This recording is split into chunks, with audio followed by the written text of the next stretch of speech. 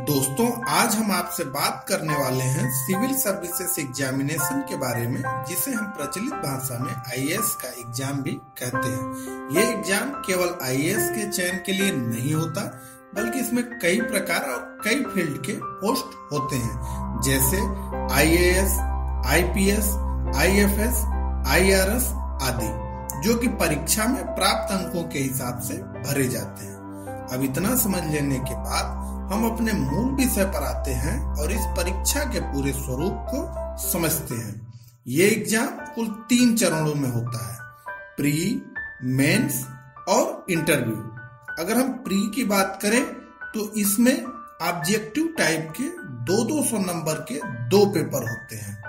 पहला सामान्य अध्ययन पेपर 1 और दूसरा सामान्य अध्ययन पेपर 2, जिसे हम सी सेट भी कहते हैं। अगर हम सामान्य अध्ययन पेपर 1 की बात करें तो उसमें शामिल होता है राष्ट्रीय और अंतर्राष्ट्रीय वर्तमान घटनाएं, भारत और भारतीय राष्ट्रीय आंदोलन का इतिहास, भारतीय और वैश्विक भूगोल, भारत और दुनिया का प्राकृतिक, सामाजिक, आर्थिक भूगोल, भारतीय राजनीति और शासन, संविधान, राजनीतिक प्रणाली, पंचायती राज, सार्वजनिक नीति, अधिकारों के मुद्दे आदि, आर्थिक और सामाजिक विकास, सतत टिकने वाला विकास, गरीबी, समावेशन, जनसांख्यिकी, सामाजिक क्षेत्र की पहलें, पर्यावरण परिस्थितिकी, जैव विविधता और जलवायु परिवर्तन पर सामान्य व ज्वलंत मुद्दे, साथ ही सामान्य विज्ञान। वहीं अगर हम सामान्य अध्ययन पेपर 2 या जिसे हम सी सेट भी कहते हैं की बात करें तो उसमें शामिल होता है बोधगम्यता, पारस्परिक कौशल, संचार कौशल सहित तार्किक क्षमता और विश्लेषणात्मक क्षमता, निर्णय लेने और समस्या को विश्लेषित करने की क्षमता, सामान्य मानसिक योग्यता, बेसिक संख्यात्मक योग्यता, संख्याएं और उनमें आपसी संबंध आदि। ये सब 10वीं कक्षा के स्तर के होते हैं। साथ ही data interpretation, chart, graph, table, data पर्याप्तता आदि, ये भी 10वीं कक्षा के स्तर का ही होता है। अब अगर हम दोनों पेपर की बात करें तो पेपर 2 यानी सी सेट को केवल क्वालिफाई करना होता है, यानी 33% मार्क्स लाना होता है।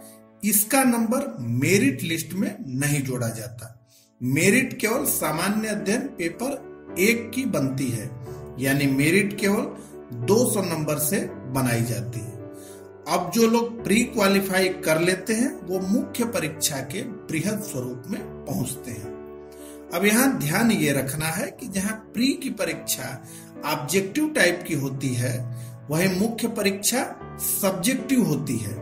मुख्य परीक्षा में कुल 9 प्रश्न पत्र होते हैं। हम उनके क्रम के हिसाब से उनको समझेंगे। इन 9 प्रश्न पत्रों में 2 पेपर भाषा से जुड़े हुए हैं। पहला यानी पेपर ए, हिंदी सहित भारतीय संविधान के 8वीं अनुसूची में दर्ज किसी एक भाषा में आपकी योग्यता की जांच हेतु होता है। वहीं अगर हम दूसरे पेपर की बात करें यानी पेपर बी, तो ये अंग्रेजी भाषा में आपकी योग्यता को जांचने हेतु होता है। ये दोनों पेपर 300-300 अंक के होते हैं और ये दोनों पेपर क्वालिफाई होते हैं, जिनमें आपको केवल पास होना होता है और इनका नंबर मेरिट में नहीं जोड़ा जाता। अब इतनी बात समझ लेने के बाद हम आते हैं उन 7 पेपर्स पर जिनके आधार पर मेरिट बनती है। इसमें पहला पेपर निबंध का होता है जो 250 मार्क्स का होता है। इसके बाद आते हैं सामान्य अध्ययन के 4 पेपर, प्रत्येक पेपर 250 नंबर का होता है। सामान्य अध्ययन पेपर 1 में शामिल होता है भारतीय विरासत और संस्कृति, विश्व का इतिहास एवं भूगोल और समाज। इन सब चीजों से जुड़े हुए प्रश्न इसमें पूछे जाते हैं। अगर सामान्य अध्ययन 2 की बात करें तो इसमें शासन व्यवस्था, शासन प्रणाली, सामाजिक न्याय तथा अंतर्राष्ट्रीय संबंध से प्रश्न पूछे जाते हैं। वहीं सामान्य अध्ययन पेपर 3 की बात करें तो इसमें प्रौद्योगिकी, आर्थिक विकास, जैव विविधता, पर्यावरण, सुरक्षा तथा आपदा प्रबंधन से प्रश्न पूछे जाते हैं। सामान्य अध्ययन पेपर 4 में आपसे नीति शास्त्र, सत्यनिष्ठा और अभिरुचि से प्रश्न पूछे जाते हैं। निबंध का 1 और सामान्य अध्ययन के 4 पेपर सहित हमने आपसे 7 में से कुल 5 प्रश्न पत्रों की बात कर ली है। अब बचा ऑप्शनल का 1 सब्जेक्ट जिसे आप अपनी मर्जी और रुचि के अनुसार चुन सकते हैं, जैसे इतिहास, भूगोल, हिंदी, इंग्लिश, अर्थशास्त्र, समाजशास्त्र आदि। इस 1 सब्जेक्ट के 2 पेपर होते हैं जिसे हम कहते हैं ऑप्शनल पेपर 1 और ऑप्शनल पेपर 2। ये दोनों पेपर भी 250 मार्क्स के होते हैं।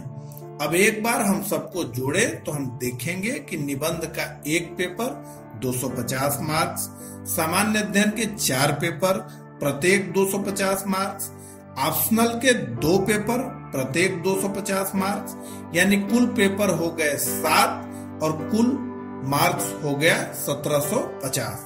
इसी 1750 मार्क्स की मेरिट बनती है और जो पास होता है वो तीसरे चरण यानी इंटरव्यू के लिए जाता है। इंटरव्यू कुल 275 मार्क्स का होता है। इंटरव्यू के 275 मार्क्स प्लस मुख्य परीक्षा के 1750 मार्क्स, यानी ये परीक्षा कुल 2025 मार्क्स की होती है और फाइनल मेरिट इसी नंबर के आधार पर बनती है। तो दोस्तों, मुझे उम्मीद है कि मैंने आपसे जो आईएएस के पूरे पैटर्न को डिस्कस किया वो आपको बड़े अच्छे से समझ आ गया होगा। इन्हीं सब बातों के साथ आज के इस वीडियो को मैं यहीं समाप्त करता हूं। अगर आपको वीडियो अच्छा लगा हो तो इसे लाइक करिए, शेयर करिए और इसी तरह के नए नए वीडियो देखने के लिए इस चैनल को सब्सक्राइब जरूर करिए। आपने अपना बहुमूल्य समय देकर मुझे सुना, इसके लिए आपका बहुत बहुत धन्यवाद।